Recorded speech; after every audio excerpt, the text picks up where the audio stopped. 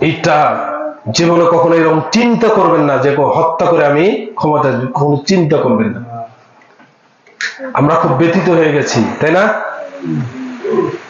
কালকে রাত্রে ঘুমেই ধরে না, ধরে কি শরীফ ওসমান হাদি, যে দেশের জন্য কথা বলার কারণে তাকে গুলিবিদ্ধ করে সে মারা গিয়েছে, পুরা পৃথিবী স্তম্ভ হয়ে গেছে। হলো যোগ্য বাবের যোগ্য সন্তান, এরকম সন্তান তৈরি করতে হবে। কয়টাকে হত্যা করবে? ওমর ইবনুল খাত্তাবকে হত্যা করে কি পৃথিবী থেকে ইসলাম মিটে গেছে? মিটে গেছে? ওসমান রাদিয়াল্লাহু তাআলা আনহুকে শহীদ করা হয়েছে, পৃথিবী থেকে কি ইসলাম মিটে গেছে? আলী রাদিয়াল্লাহু তাআলা আনহুকে হত্যা করেছে, পৃথিবী থেকে কি ইসলাম মিটে গেছে? কোন সময় ইসলাম মিটে যায়নি। ইসলাম কিয়ামত পর্যন্ত থাকবে।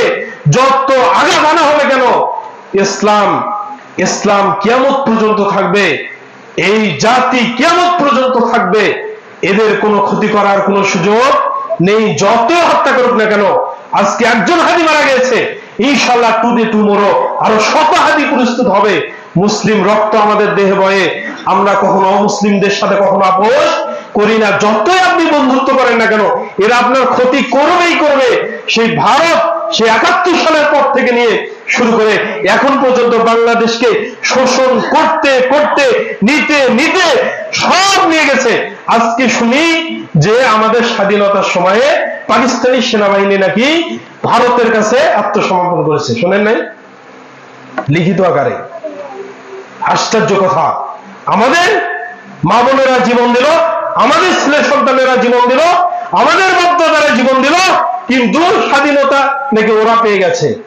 সম্মানিত উপস্থিতি, কতটা আমরা জ্ঞান বিজ্ঞান থেকে কতটা আমরা সরে আমাদেরকে কিভাবে ধোঁকা দিয়ে বোকা বানানো হচ্ছে, কিভাবে স্কুলের পড়ালেখা নষ্ট করা হচ্ছে, কিভাবে ভার্সিটির লেখাপড়া নষ্ট করা হচ্ছে, কিভাবে প্রশাসনকে অকেজো করে দিয়েছে, কিভাবে পুলিশ প্রশাসনকে অকেজো করে দিয়েছে, কিভাবে বিচার ব্যবস্থাকে অকেজো করে দিয়েছে। আমরা এগুলো বলতে পারি না। আমরা কত দুর্ভাগা জাতি, বলতে হবে এগুলো।